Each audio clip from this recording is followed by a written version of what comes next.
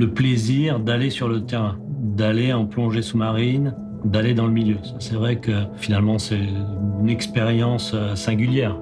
La plongée sous-marine, tout d'un coup, on se retrouve dans un autre univers. Plus de pesanteur, on est comme un astronaute qui flotte dans l'espace. Et puis, on est au plus près de la nature sauvage, comme on ne peut pas l'être finalement sur Terre. Je m'appelle Pierre Descamps, je suis dirigeant des sociétés Andromède Océanologie France et Monaco.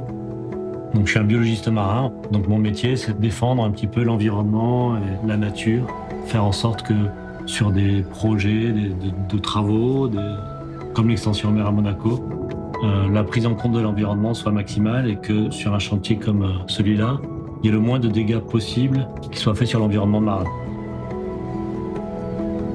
Le travail au début, il est de bien décrire déjà le patrimoine naturel dans la zone de chantier et autour. Il faut exactement savoir où sont les espèces, quelle est leur importance, leur fragilité.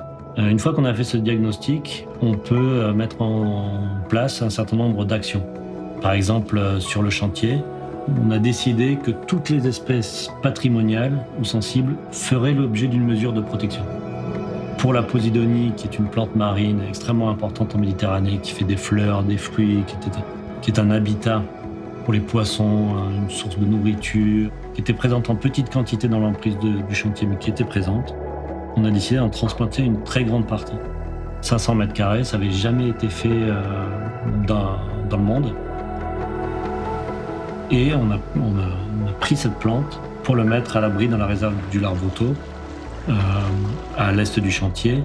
Et donc on a pris cet herbier, on l'a mis là, sachant que là, il allait pouvoir repousser et se redévelopper. Donc on se dit que voilà, elle est installée maintenant, elle va se développer ici.